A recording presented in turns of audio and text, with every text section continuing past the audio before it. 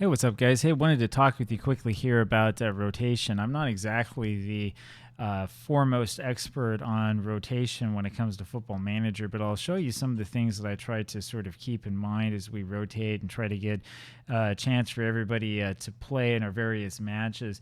As you can see here, we have kind of a run here where we've got 2 matches a week that we're right in the middle of. It's not going to last very long. Once we get through this Tianjin match, not tomorrow's match, but the day after, we're going to have it looks like Beijing BSU like right afterwards, a couple of days later, and then we'll be back to just about 1 match a week. I think we have maybe 2 matches here in quick succession in December, and then looks like a couple of little things in January too. But after that, we don't really have too much to worry about. Now, for me, when I'm looking at the schedule ahead of time and I see this happen, I can see that, there's going to be times where we need to have as much rotation as we possibly can.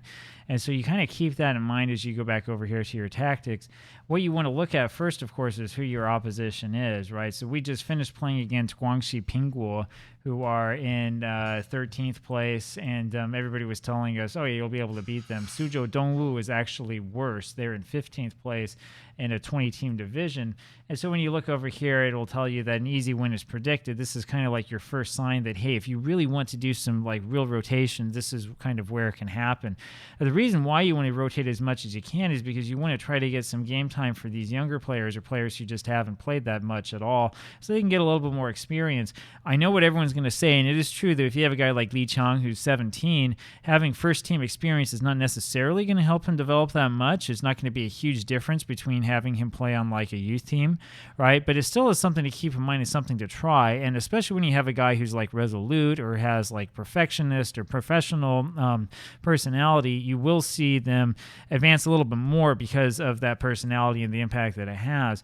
So when I see that, I think, yeah, we probably should put Li Chang in there. The other thing that I'm thinking of when I'm looking at this is, if I'm going to play Rovaglia and Wanta in only one match, I want them to play in this Tianjin match, right? Because if we lose that, we're out of that competition, and we don't want to have that happen. We kind of need the money. If you haven't seen this before, our finances, we have a sugar daddy owner and all of this, so I know that we're not going to, go completely for broke, but our financial status is only okay. We need more money if we can get it. A lot of this is because I have too many players on the squad. We're still not even up to the wage budget limit, but we kind of would like to have a little bit more money, like to stay in these sort of big money competitions as long as we can. And then, therefore, so as a result, I'm probably going to put Li Chang in here for one of them, probably from Wanta. Hopefully he won't get too upset with me. The other thing to worry about, right, is what you told your player that you were going to how often you're going to tell him you're going to play. So we told Mwanta he's a star player, and there's no question about it. But that doesn't mean that I can play him, 2 matches in like 3 days, right? We don't necessarily want to do that. And so when I'm looking around here too, the other thing, since I know that this is likely to be a pretty easy win for us, is I'm looking for any other guys here who potentially, could play a little bit more often. Li Min here is one, right? We've had him in 3 matches so far. He's done fairly well, so I probably would put him on the right side. Delphi, we want to save for the big match. In fact, if we can put these two and Zhongshan Bing and Rovaglia all on at the same time against Tianjin, that would be ideal, because those are like our really, really big scores. I'm looking here too at Cheng Binbin, who's been injured most of the season. We can probably have him start up front too, right? Then we get this sort of mostly Chinese starting group. We're not going to have Jubin out there because he just played. But instead of Dicko Eng, do we have somebody else we can put on? Well, maybe not. So maybe we will have Jakob Dicko Eng on there. You can kind of see sort of what the thought process is, right? Romeo Lavia is one of the best players probably in the entire country. And so we're going to take him out and leave him for the better game, right?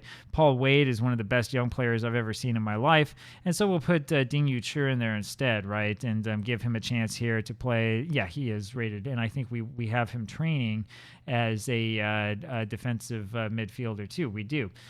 So we'll give Ding Yuchi another chance as well, right? So that we can take the really good players and sort of save them for a little bit later on. Same thing goes here. So Park Myung-sung, we definitely want to start. So we'll put Matthias Lazo on. He's not really been that great, but we don't want to waste him too much. Kashin didn't actually play that well in the last match. Let's take him off. We'll put probably Yen Kun back on. And then somebody like Ployman, let's see here. He should be able to play, on the left side. I don't know why I'm not seeing Joao Victor light up. But yeah, Ployman we can put there on the left side. You can sort of see like what goes on into this, right? It's not really that complicated. There's not like any sort of like real figuring or anything that goes into this. Instead, we look at this and say, okay, we don't want anybody who's heavy on here to play. And then guys who, like Abrefo, who we know are really, really important players. If at all possible, we'll try to, keep them off. However, if it's a question of Abrefo versus Park Myung-sung, then, I don't know. I'm going to have to sort of figure out there exactly who I want to start and who I want to start in which match and stuff like that. Now, I'll show you, I think I've shown this to you before. One of the things that I use to help me with this process, and I have it almost kind of memorized by this point, which is what you want, is I use my own squad planner. So if we go over here to screen view, you can see this. My head is kind of covering it up. The reason why I have this written out is so that I can remember it. And you can see, Kelvin Abrefo is actually a little bit above Park Myung-sung. So maybe we have Park Myung-sung there instead of Abrefo, and we can hold Abrefo over for the Tianjin match. I don't know. You can kind of play around with it a little bit. This is what I came up with at the beginning of the season, but the truth is Lazzo is probably way down near the bottom. I'd rather start Yen-Kun and definitely rather start one of these two instead of Lazzo because he hasn't played that well, right? Same thing over here. Like Jubin is actually at the top of the left wingers because that's our big left winger. I want him to start more often. In tomorrow's match, we'll probably have Monta play on the right side and Delphi play on the left side, so we can get Jung Sanbing and Rovaglia in there as strikers, and that should give us a front four that's capable of scoring against just about any single team that the game can throw at us. So anyway, that's kind of the thought process I put into it. Now, if you want to see this here in game, you can do the same thing over with the squad planner. The reason why I don't like doing this with the squad planner is because you'll get guys who sort of like pop up because of something that happens. So like there's the strikers here, and here for some reason we have this guy, Zuo Yushen, who popped up here for whatever reason. I mean, he's a young striker. He's got a fairly ambitious personality, right? He's probably going to be pretty good. I don't think he's good enough to play in the first team right now. As I look at this, I would rather play Li Chang, who has already started, than start this guy. But sometimes guys will show up here on this list for random reasons. My guess here is that it's probably because of this incredible worth that he has. How much did we pay for this guy? We paid 8 million RMB for him. That's why he's worth so much. He's actually worth less than we paid for him. But anyway, that gives you kind of an idea of what you can do. So you can do this all the way through using the squad planner if you really want to. I would recommend still, despite how good the squad planner is, having like two different systems, because it's a pain in the neck to go back and forth to this and have to fix this up and have to look at this again and be like, wait, why did this person get added on here? Why is this person there? So he should be here. He shouldn't be here.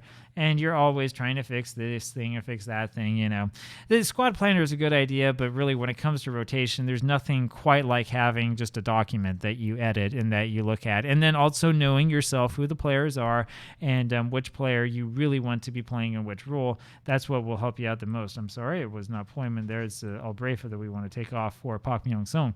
And there you go. Now we have a team here set up that probably will be able to beat the game against Suzhou Dongwu. And then we have all of our good players rested so that when it comes to the cup match, we can play them again. And that also includes this guy, Li Changyi, who hasn't played for a little while, 20 years old now.